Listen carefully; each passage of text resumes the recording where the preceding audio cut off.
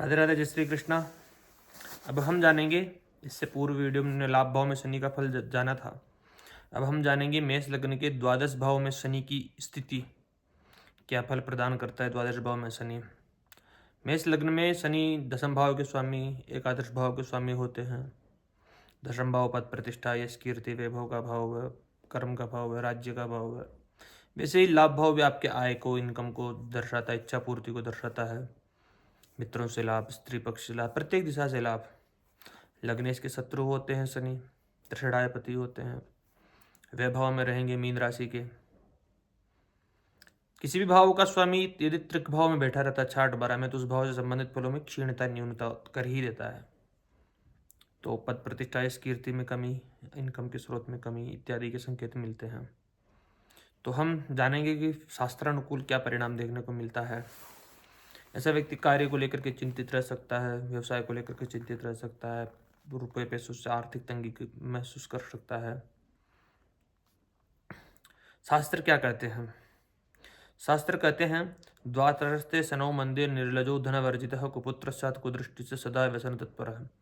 यदि द्वादश भाव में संयुक्त जातक के धन का व्यय अधिक होता है, उसे जीवन में कई बार आर्थिक तंगी यानी धन वर्जित का सामना करना पड़ सकता है। वह एकांत प्रिय हो सकता है और कभी कभी गलत आदतों, व्यसन की ओर आकर्षित हो सकता है। स्थिति सही है। शनि की धन भाव पर दृष्टि होगी तो कंजूस भी हो सकता है ऐसा व्यक्ति। एक श्लोक और है पाराशरी का, राज्य से वैभावस्थे शत्रुभि राजतो भयम चतुरोपि व्यशीलो विकल कार्य साधने। जातों को अपने करियर में गुप्त शत्रुओं या सरकारी बाधाओं का सामना करना पड़ सकता है। ऐसा व्यक्ति बहुत चतुर होने के बावजूद अपना धन व्यर्थ के कार्यों में खर्च करता है। हालांकि आधुनिक संदर्भ में यह विदेश में करियर, फॉरेन करियर के लिए एक उत्तम योग है। द्वादश भाव विदेश के लिए, जन्म स्थान को छोड़ दे कहीं दूर चले जाए तो ऐसा व्यक्ति वहां पर सुख सुविधाओं का लाभ उठा सकता है।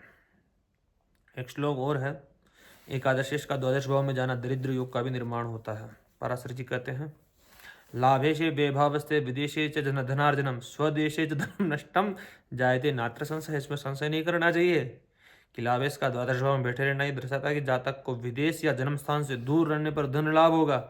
अपने देश या जन्म स्थान पर रहने से धन की हानि होने की संभावनाएं रहती है। तो हमने शनि के द्वादश भाव में फल जाना है। इसकी दृष्टियां रहेगी, धन भाव पर रहेगी, षष्ठ भाव पर रहेगी तथा भाग्य भाव पर रहेगी।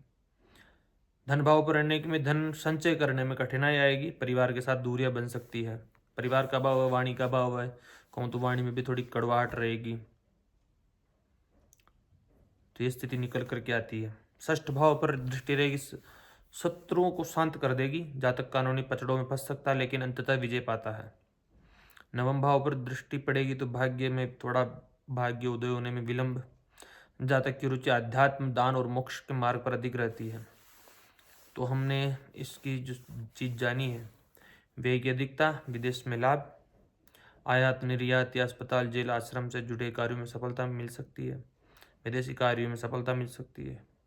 इनका स्वभाव एकांत प्रिय रहेंगे, दार्शनिक रहेंगे, शांत रहेंगे।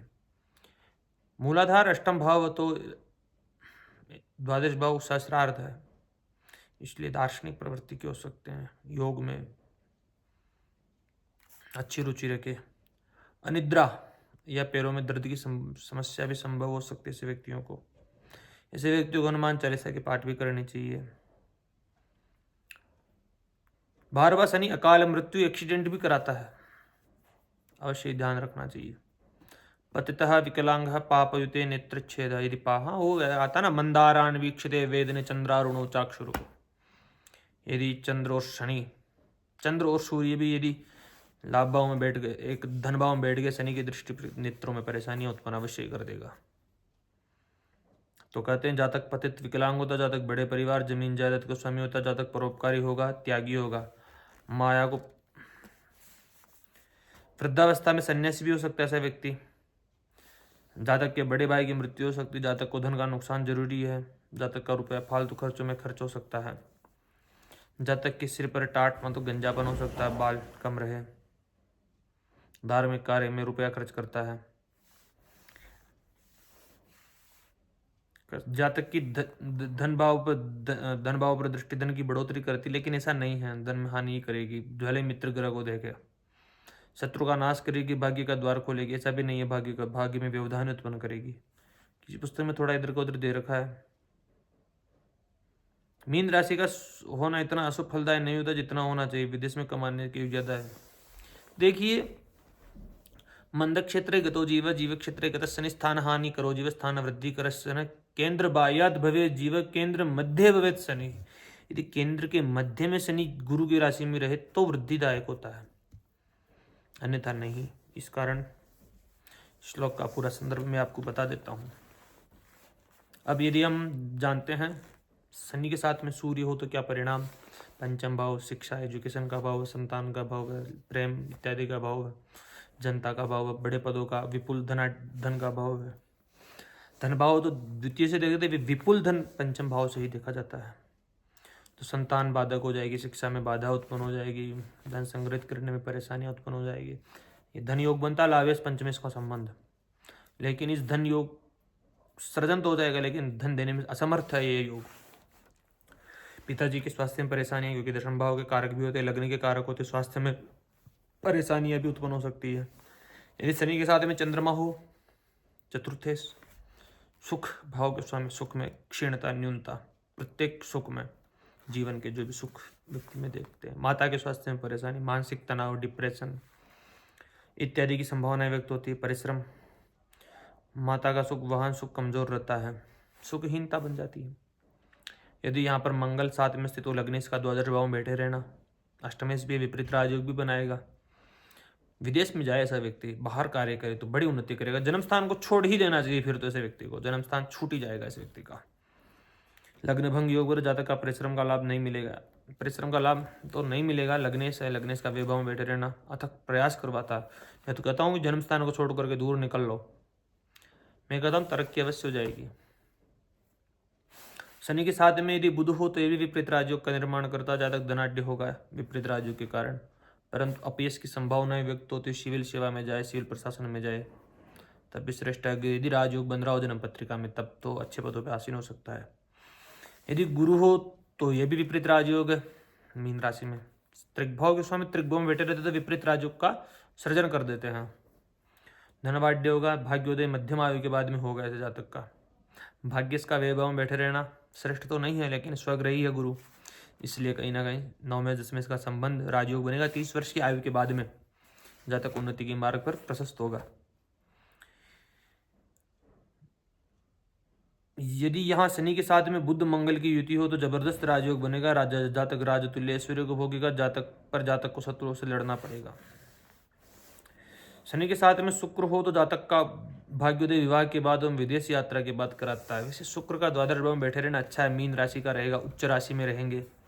सप्तमेश का मीन राशि में उच्च का, मीन में द्वादश भाव में उच्च का बैठे रहना बढ़िया ही है। पत्नी के लिए सही है। दाम्पत्य जीवन के लिए थोड़ा सही नहीं, क्योंकि द्वादश भाव तो है ही है, एक्टिव होगा, सेपरेशन करा सकता, पति पत्नी में दूरी उत्पन्न कर देता, लेकिन वैवाहिक जीवन फिर भी सही रहेगा। पत्नी से आर्थिक इनकम के स्रोत होंगे, पति पत्नी कमाने वाले होंगे। क्योंकि सप्तम भाव जो षष्ठ भाव है, षष्ठ भाव नौकरी का भाव है। जो भी पति पत्नी जो भी है नौकरी पेशा वर्ग में रहेंगे। यदि सदी के साथ में राहु हो तो बहुत खराब स्वप्न देगा, दुर्घटना के योग बना देता है, चोट चपेट सिर में।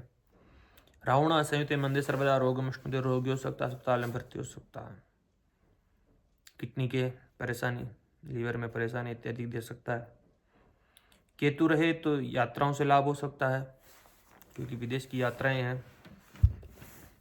अब यदि यहाँ पर शनि बुध गुरु बुध, यहाँ पे शनि शुक्र गुरु बुध की युति हो तो जातक बड़े पदों पर आसीन होगा, शहर का प्रमुख मेयर, परोपकारी, दयालु, मानव धर्म का उपासक होगा।